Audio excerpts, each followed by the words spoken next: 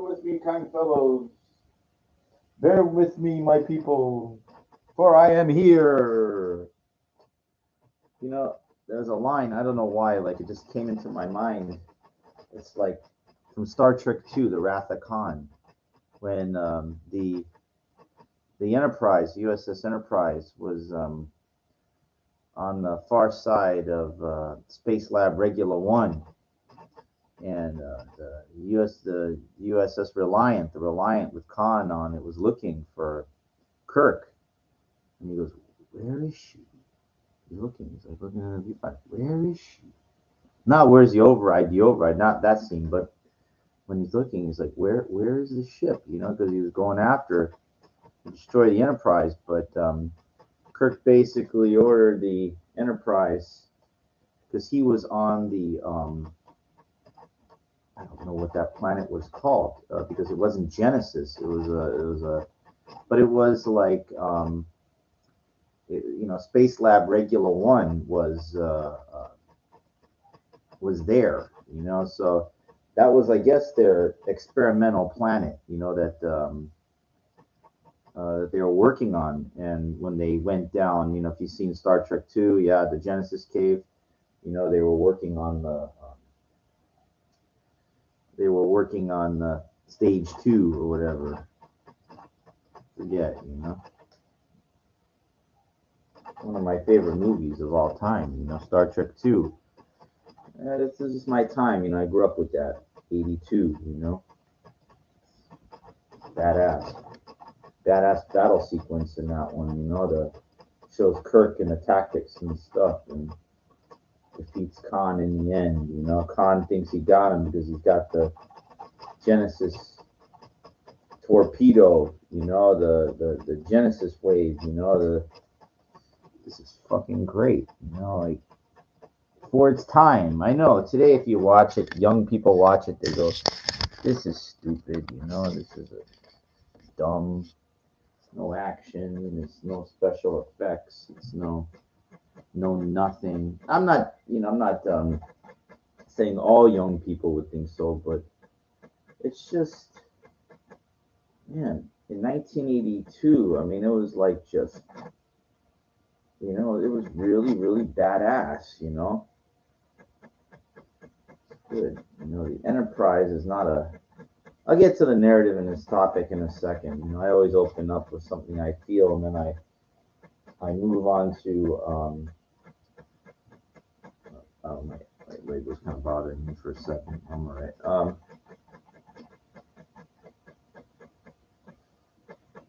Let's talk about kind of, you know, it makes things easier to talk, you know, when you're doing things improvisational freestyle, you know, what's coming into your mind, your heart, you know, speak things. I know it's, you know, it's very easy to get agitated and blurt out things, you get mad. We all make mistakes, you know, as human beings. This can be embarrassing at times, you know. I mean, I feel like when I go to that wrestling school, like Black Pearl, the guy Cloner, trying to put me on the spot, like thought I was gonna make a fool out of myself in front of all the students. And when I step up, I know his shock of me being able to, and that shock turned into his frustration of his surprise, probably, of what I can do. You know, a lot of these guys, they don't want to boost your egos, you know, and tell you, you know, people tell me all the time how well built I am. Not one person in there in this school ever complimented me on that. You know, it's like, oh, lemon ginger, by the way, no special ingredient added to it. But I know that's the most important thing. Like, you know, you don't have to give me props as a bodybuilder, but I already know, you know, and I don't even think I'm anything, you know, nah, I'm all right, you know, but it's like, ideally, I'd like to be like, you know, a solid 200 pounds, you know, damn near close to that. And it's very hard when you got the genetics of somebody so thin, You know, it doesn't sound like a lot. I remember my friend Pete was ragging on me.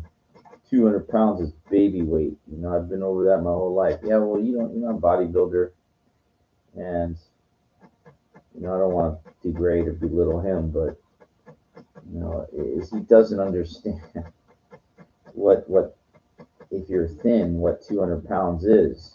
If it's all muscle, I mean, it's not bad, especially if you're not taking steroids or anything, and you're just working out naturally and taking some supplements.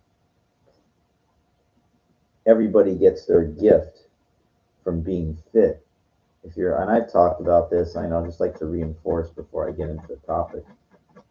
Thin people, the muscles wrap around the thin joints. So you get this incredibly aesthetic look. People that have the thicker bone density, they you end up like a Brock Lesnar, like a thick, fucking tank. I mean, it's like, Jesus.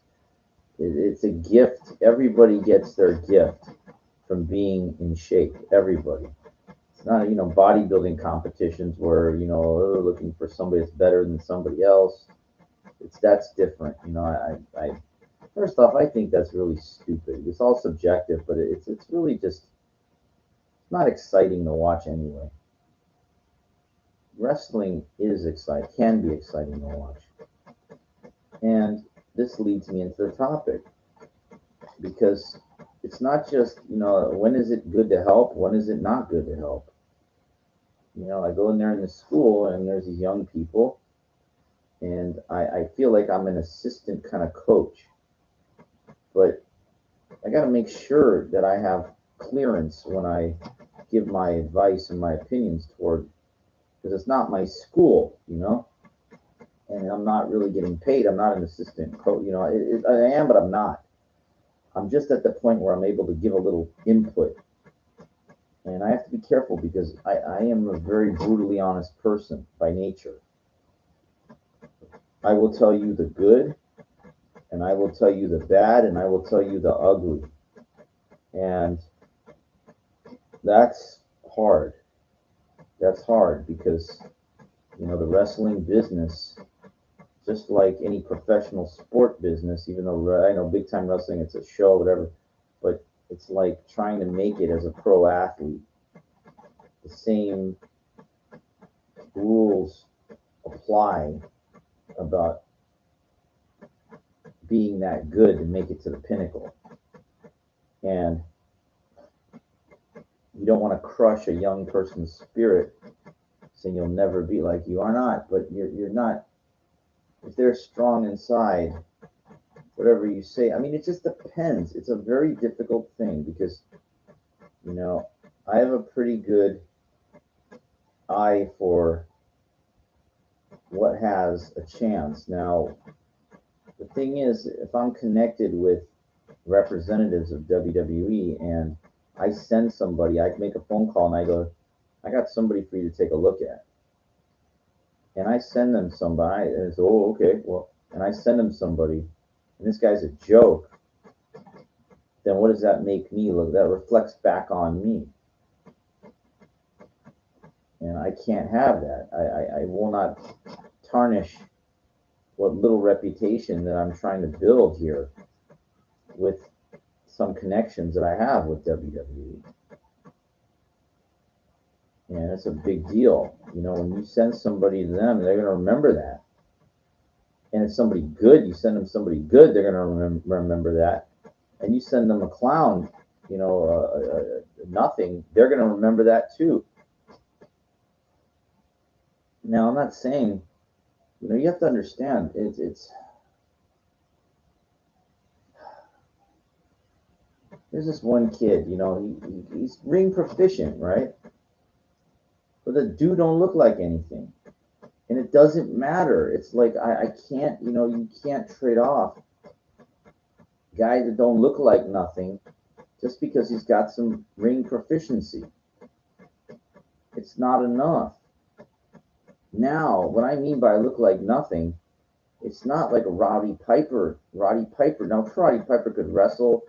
He wasn't necessarily built like a bodybuilder, but you see, he was like, whatever, 230 for his height, but still, it was enough, like because he was such a big shit talker that it's like it carried over like to extra bonus points. I've already, if you want to know how I weigh out, go back to last episode. I already talked about the scale of how I weigh people, you know, figuratively for being able to make it as a professional wrestler in WWE. That probably goes the same for Impact. Like I guess you understand, like when Vince McMahon already talked about it, when he first saw Jericho, no, no, no, no, late '90s, no, too small. But I think JR was like, look, you got to. He saw the business was changing. Like it was possible to bring in somebody a little bit smaller like that because the he had an immense following. It's just this guy can make this money. You understand? I know 6'1" is the bar. It's the norm, but it's enough. This guy, is built. It'll carry. It's not a joke. And JR was right, and it basically showed McMahon, even though probably, but it showed him. Maybe you got something here. I usually don't like these small guys here. I don't see that point. But there was the beginning. The Jericho thing was to open the door for a lot of smaller guys. Eddie Guerrero, that was a big fucking thing. Now Eddie Guerrero, he's jacked at 5'7" or whatever, 5'8". Rest in peace, But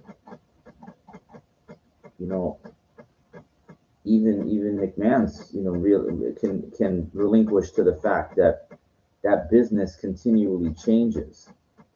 There's these guys I've seen. I was like, what? They don't look like really nothing. No offense, but they're there. There's that guy, the Austin Theory guy. That guy don't look like a nothing. I mean, no offense, like, but it's like, huh, I guess, he's seeing now. I mean, Triple H, that guy, Jesus. But he's kind of, when The Rock came up in the mid '90s, these guys, they're big fucking dudes, tall, like big is a vague statement because what's big? Anything that's bigger than normal is big. But a guy 6'4", is like, look at, or Lesnar, 6'3", like 285, tankish, built like that, like wow, it's now you go way up to 6'10" or more. I mean, that's like just Jesus. You got an Undertaker, you got the Great Khali, Big Show. It's people that are very, very rare to find somebody that size that's workable with, but like they can be worked with, and it's a very difficult thing because the fans, they're not very receptive to anybody new coming in. When Cena first came in, it's like, who is this guy? Like, but he forged his place when Lesnar left to try to play professional football. As well as he got into Ultimate Fighting, Cena stayed with the company, and therefore it got the push. So helping. I went to the gym today and like I'm doing squats and I wasn't really watching. There's guys they were using a squat rack also, like from the far side I could see, and I just noticed so many guys are sitting there talking on the phone, whatever. They're not working, and I realized that the gym is not the wrestling school.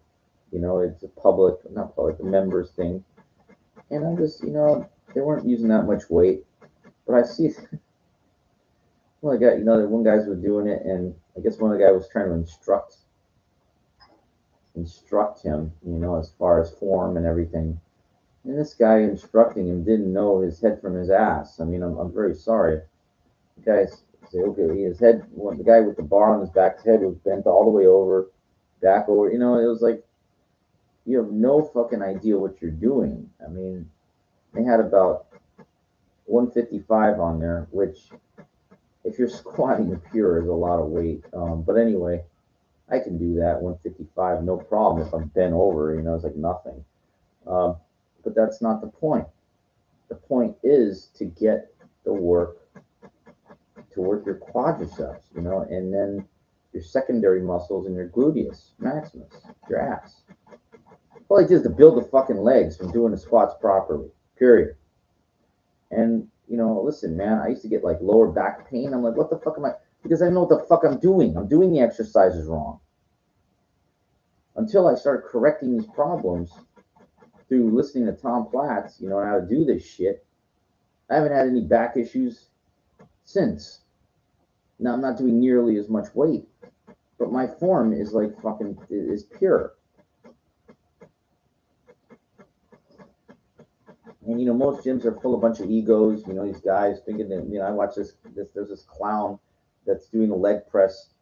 You know, and you know he had like 8 plates on there, whatever. You know, and he's sitting there on the machine. He's texting away, and every 10 minutes or so he does one set. You know, and he stays in there, and you know he did get up to like you know either take the plate off or put more on. And what I do, and he was wearing shorts, so I take a glance. I said, yeah, I want to see the size of this guy's legs. I want to see. The proof is in the pudding, you know, like anybody. And of course, the guy's got no wheels. He's got no fucking wheels because, of course, he's just one of these clowns that, you know, can just utilize leverage on a leg press machine. He's barely getting nothing off of it. How can he? Your mind's not what you're doing. You know, your mind is not there because you're texting and you know you're not that's and you're sitting in the machine when you're resting. These are noob, novice, amateur type things that people do. The people that know what they're doing, number one, they're not on the phone. Number two, in between sets, they might be doing a light stretch, shaking things out, changing the weights, and not sitting and tightening up in a machine. I never do that. I never have. I never will. I know better than that. People that know, we're educated. And I always watch that. And other things. I've seen many of these dopes, they squat and they do military presses outside of the power cage. You know, they put the thing to rest the bar, whatever, you know, and they put it outside of the power cage. And I just don't want to educate these people. You squat inside the power cage. You do the military presses inside the power cage. That you know, and because there's no room, barely any room for anybody to walk by if the shit's on the outside. No reason for it. This is all uneducated people that do this. And that's my point. When is it good to help out? When is it good to tell somebody? Now, if they're doing that incorrectly, I don't care. You know, like they just don't know. The guy that was bending over doing squats, you don't know. The guy that's sitting in there texting and tightening up and thinks he's doing a ton of weight on there, you don't know. Now, right next to there's a hack squat machine that not many people use. I use it. And so this guy must have been damn near close to, he must have been late 50s. And this motherfucker, he goes up there and he's wearing like, not really jeans, but something, and he's got bony legs. I saw, you know, and he put 3 fucking plates. He put 3 fucking, he just went there like first set. And now I can see this. I don't really stare and gawk at this, but it just jumped out at me. Like when I see odd things, it's like a spotlight that's like broadcasting, and I don't try to stare at it, but I can see the spotlight like where it is. And I have to look. I have to see like the stupidity. I have to see it. So this bony legged older guy, he puts 3 wheels. He put 340 on each side. That's holy shit. Now I've been able to hit that, but you know, when I'm warmed up toward the end, like you know, I'm giving it all I got. Now I'm trying to think front. That's close to my PR as far as doing it regular hack squats. So this guy put that shit on there, and he kind of like I couldn't really see if he did a couple reps or something, but whatever he did, then he put it back, and he was able to walk away out of it. I'm surprised he didn't fuck himself up. He really looked like he didn't know what the hell he was doing. He didn't even, so it was one set and he was gone. I managed to get over there. I took those fucking plates off, and I started from the beginning, from just the machine. And you know, I have not been feeling very strong lately. and that's due to a combination of not eating right. My hours are off, and schlepping to Van Nuys for these for the wrestling school. So it's a myriad, a combination of factors that. But that's a sacrifice. That's the sacrifice that I look at it like that. What I'm going to be some, try to be some gym All American. Like thinking, oh, like I'm very strong in front of all these gays here that don't know what they're doing. What does that mean? What does that mean? There's no contract. There's no kudos. There's nowhere to go with being in a gym like and not doing anything with it.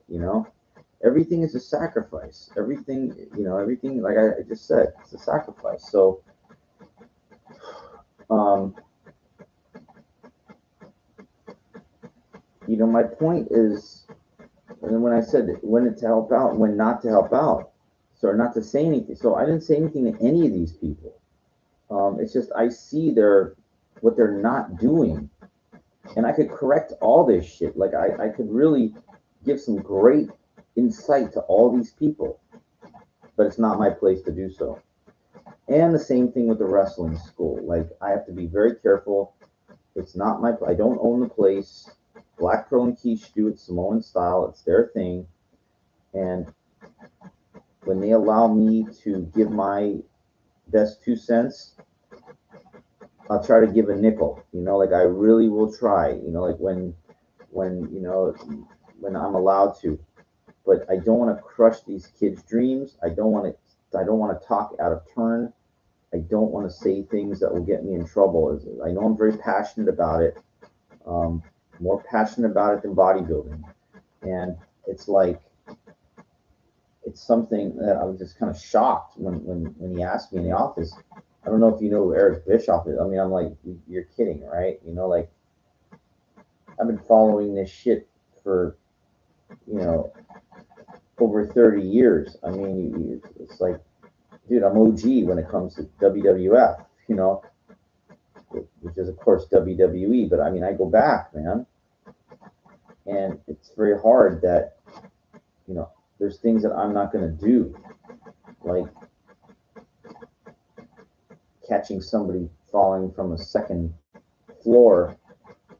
This is a dumb wrestling, scripted move. I'm not gonna fucking catch that dude. I mean, that's a dumb idea, and I have to be careful because you go ahead and tell that they say, well, get the fuck out of here. Then if you don't believe what we're doing, what I see, it's my way or the highway, and I just have to prepare accordingly because there's other wrestling things, KDOC. Like I'm gonna try to contact whoever runs that and try to like see if maybe there's a place. I mean, I'm not giving up on the Knock X Pro. I mean, I hope they'll keep welcoming me there, and I will give everything I have and then some to try to not just better myself, but try to help these students. Like I'm really one of those guys that would get off by seeing them make it. Like I couldn't wouldn't be happy. I could not be happier. I'm well aware of my age. I'm well aware of my time, and I had it in my life. I had a little taste of a little bit of everything. I never got the main course. Like I look at like guys like Roman Reigns. Like, that's getting the main course. Like being the top of the top of the top. Me, I had a little taste being a national chess intermediate co-champion. A national champion. So and I was in Vegas when I got that. So it was like a tiny. I had a little morsel there. I signed a professional baseball contract. I didn't make it to a big thing, but I made it to that. So I got a little taste there. I danced, as an individual, well, I was on 5 TV shows, semi-finalist on one. That was my taste there. Um, I think that was it. As far as having things competed in a national championship in a pool tournament. Didn't make anything out of it, but I did train really hard, and it was fun to go to that thing. I felt like I had a little taste of these things, And I'm not saying my life's over, I'm still here, but somebody that's practicing that's like 22 years old or younger, whatever, you know, they're going to get their time with whatever it is. It's the way it works for everybody. They might not, they might realize that, hey, this is, I'm not what they want, and it's not all for naught. All for naught is like dreaming about it and not even trying. These kids that go in these wrestling school, they go in this wrestling school. They're not daydreaming. They're at least trying. And there's something to be had for trying. There's closure. There's peace of mind. Because they're going to get older. And if some of them make it, upset, But, to at least give something everything you had and have closure with it, that peace of mind of trying, it's so important. And Les Brown talked about that. You don't want to be the ghosts of regrets around your deathbed and saying, we fucking, you didn't, what the hell's wrong with you? You didn't fucking, you let us down. You didn't even try. I don't want to have any of those ghosts hanging around my deathbed, okay? They're not going to be there. They're not going to be there because everything that I did, I gave it everything I fucking had. I put a shitload of time into working out. And I mean a shitload of time. Saturday night, at the park. Saturday during the day in the gym. I mean, come on. I mean, you're talking insane, twice a day, like tons of hours.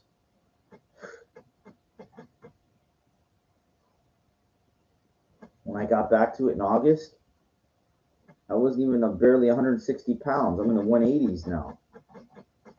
That's some fucking brute fucking work. Time, energy, food, supplementation, and pharmacology.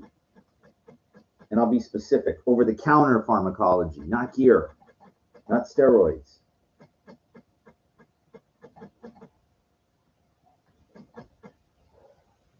But it's more the time, the energy, and the food and the supplement. That's the real shit.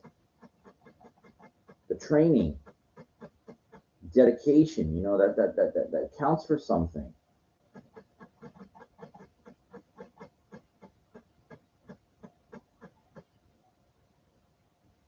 And it's not just, from August. It goes back a lot longer than that. 20 years prior of training logs. I got training logs that go almost 20 years back. Written down. I was serious.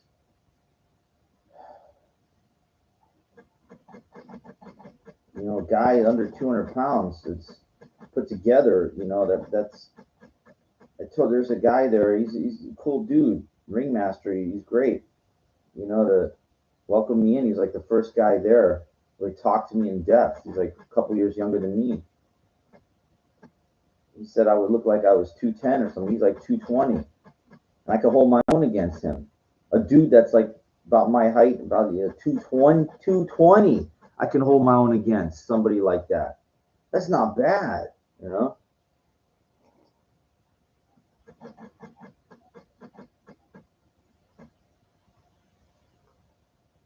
He's pretty good in the ring. He's pretty proficient. But he knows he's older too, like you show up there, it's kind of like their get away from the kids for a couple hours, Harboring, maybe in the back of their mind, they're harboring the dream that maybe they could make it there, Nothing wrong with that,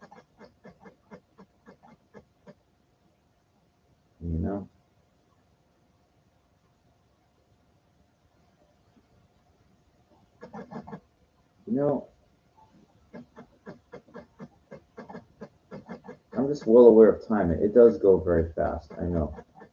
And I was doing some rolls and yesterday, somersault type things, and I'm saying, dude, Mike, I don't want to get caught in what I would call the crack trap. We're going to give you a little bit, and then he's going to go, you got to pay, dude. You want to hang out here anymore?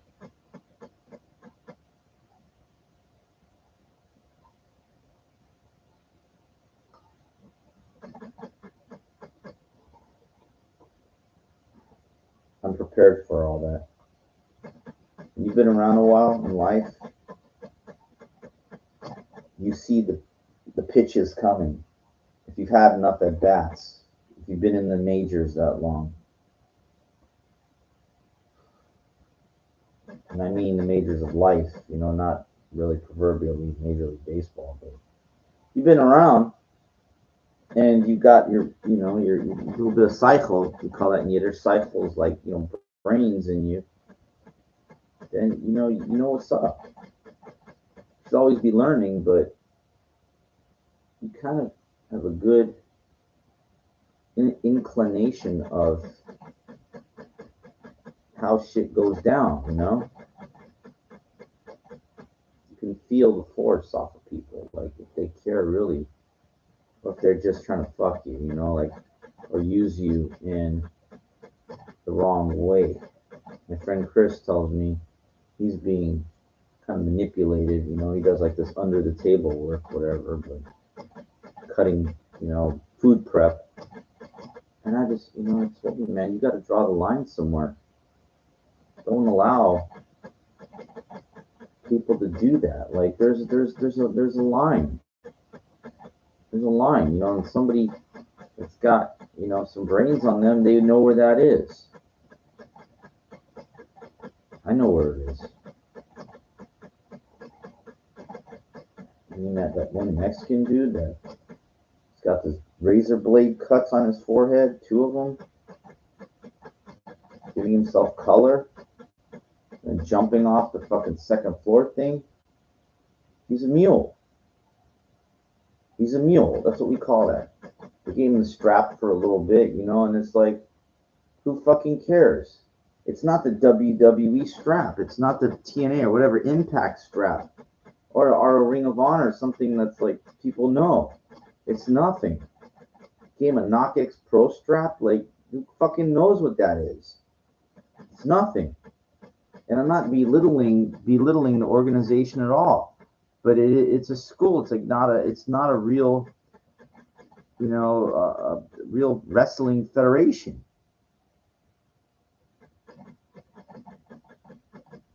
And I know how to. I feel like I know I could work to build, a wrestling, a territory. Like I feel like I have a good idea of what it takes to do it. With the help. Not one man is not no man is an island. No, it takes more than just one dude to do everything, And what I think the problem herein lies is too much effort on the things that don't matter and not enough effort on the things that do matter. Let me digress. So anyway, I talked about this Mexican guy, this mule that gives himself, cuts himself, and then jumps off the thing. I know he's trying to show how bad he wants it, kind of thing, but it's just the wrong approach. It's not ECW. Just like Black Pearl told me, this is when I did it's not the Attitude Era anymore. Some shit doesn't fly, and literally the guy jumped it. It doesn't fly. The concentration needs to be put more on dialogue and characters. Dialogue development and character development. So let me get into this simply and explain what needs to be done here. Just like WWE, there's shit talking between the good guy, the heels, and the babyface, whatever. Creative.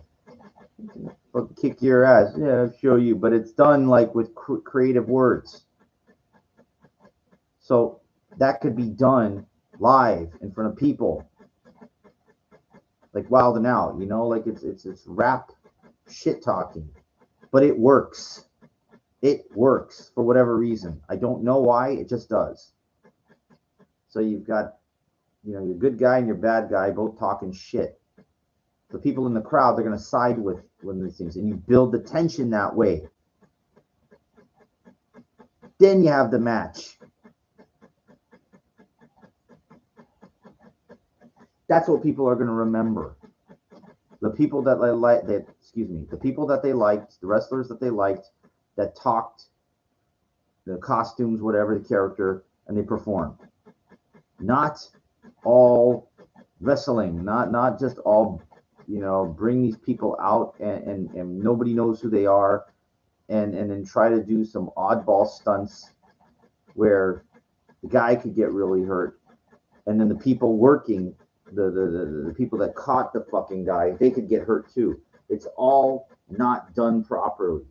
And here's where the problem herein lies. If I go ahead and tell all of this to Black Pearl, then the guy running the school, he could just say, well, then get the fuck out, then it's over.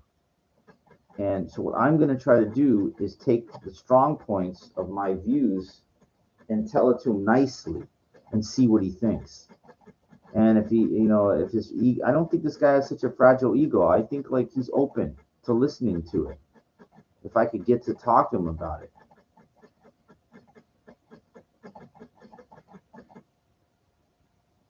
Because that's what I think is needed.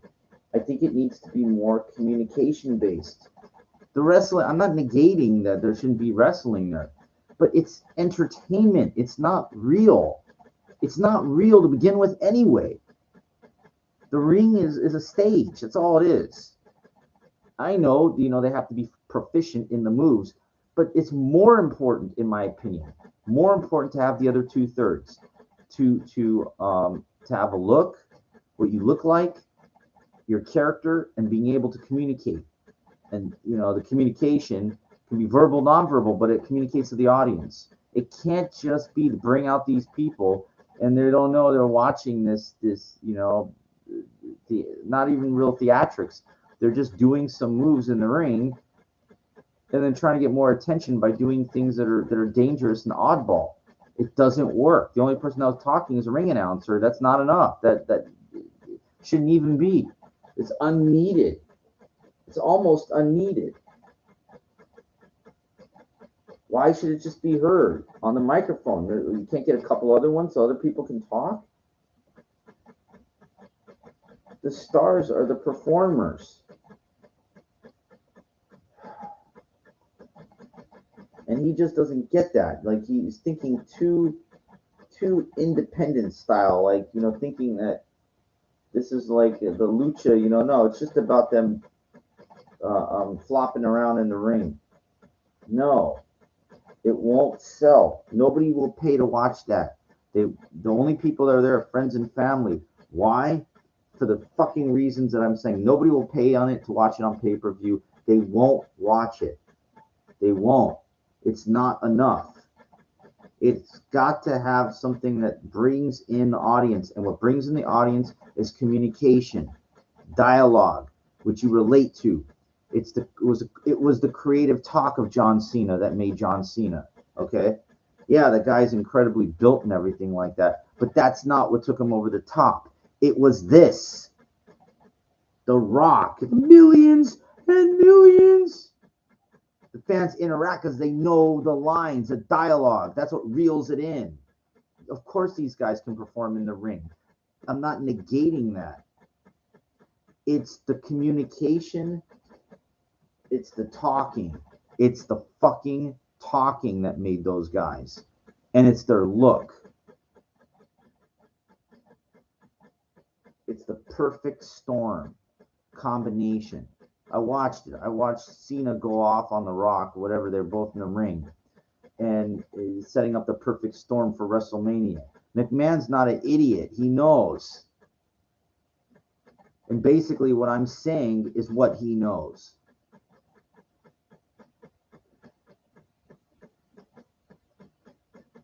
Get that out on paper film. That's it. That's what it takes. It's like what you're trying to do is a small, kind of a very, very small scale version of taking the template and the formula that works for WWE and doing it yourself, making it your own. He doesn't understand that.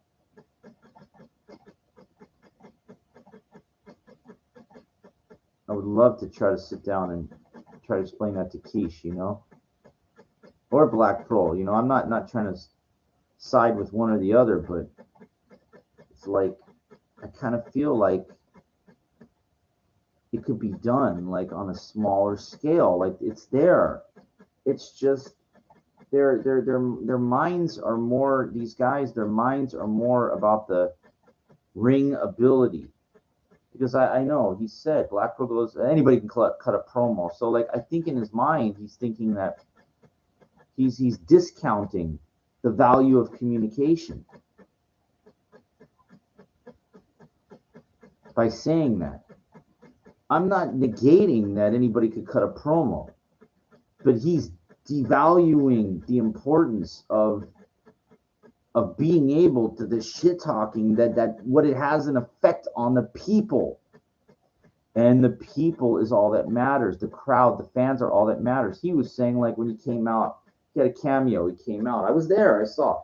And he came out there and some guy went, "Grandpa's here," or something like that. And he heard that. He remembered. He's like, you know, he took it like offensively or something. But he knows. He's, well, it doesn't matter. Like he's paying to come in there to vent. And there's no problem with that.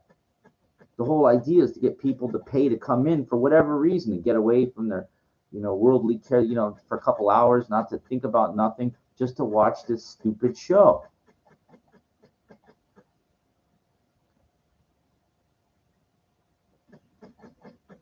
And what he fails to realize that the majority of the theatrics, in my opinion, why WWE is so successful, or is, whatever, is being able to get people to relate to the characters. And that is done through through a couple different ways. But the most important way, the most important, is how they talk. It is. Now there are exceptions. I know Rey Mysterio Jr. Okay, all right. Doesn't talk much, a luchador, you know, and everything like that. But he's a small, as a pun, a small component of the whole thing. Lesnar's not known for his, you know, for his look, but do you see? It's everything. It's everything. It all adds up. But my point about The Rock and Cena, that's so important to take into consideration. These guys can fucking talk.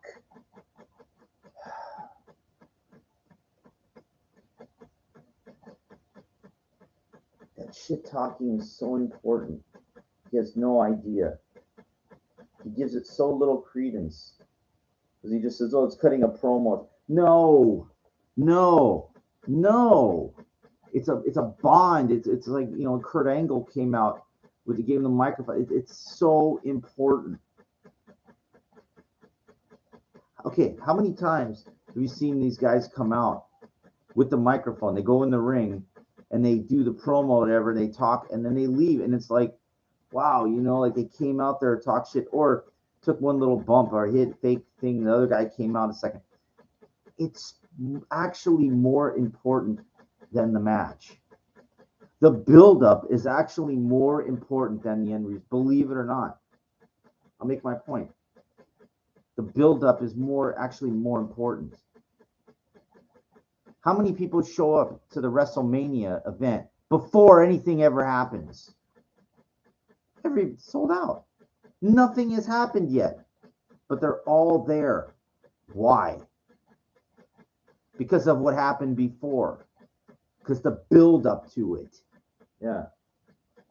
He just doesn't get it, you know, or I mean, I'll find out. But maybe his views, he just doesn't see it the way I do. McMahon knows this. He knows this exactly. Now, he's got a huge platform. You know, you can't compare yourself to WWE Juggernaut, you know, like, or even Impact, where they can afford to rent out big arenas of 5,000 people or whatever. How many people go to Impact? I don't know. But it looks like a sizable amount. And I never, you know what, I'll be honest with you, I never even watched it. But I'm well aware of WWE. I remember WCW. And it was those big mouths saying I'm going to kick your ass, and how they said it, that brought people there. Creatively.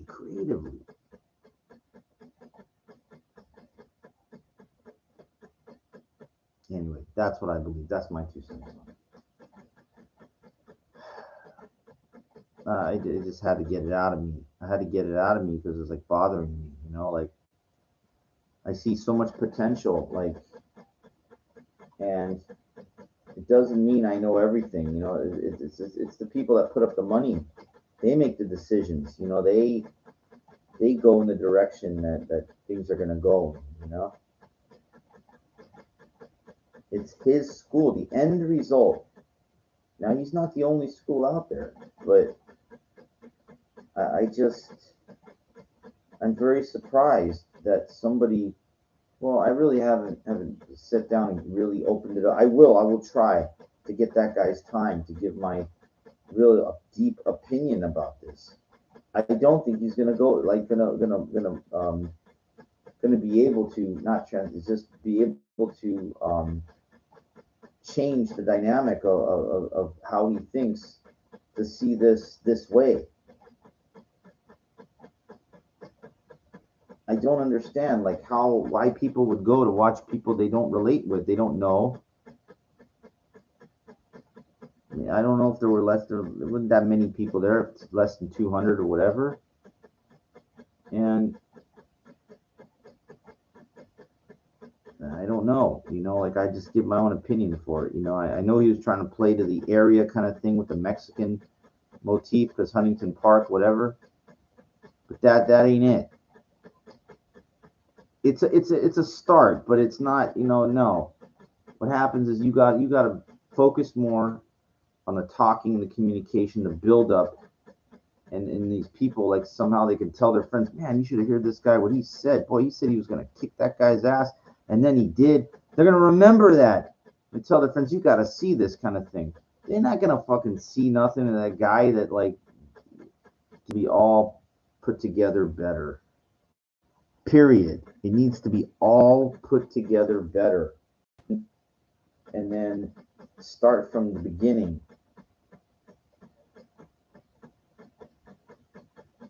And if there's nothing there, just forget it. I mean, you know, but I believe you can reel in people to come to this kind of thing when they relate to the characters, when the communication is better. The ring ability I already saw. That's there. That doesn't need to be worked on anymore. It can be worked on. Yeah, you can always find a little bit. That's not what's important. This is important. What you look like is important. And how you present it is the most important. That's it. That's all. So that's all I'm going to say right now. Till next time, Warrior Jr. signing off. I'm tired. I'm going to lay down before I fall down. If you can guess where that's from, I'm impressed. Lay down before you fall down. See if you can guess where that one is. Pause it. Raiders, baby. 1981, OG. Belloc, remember?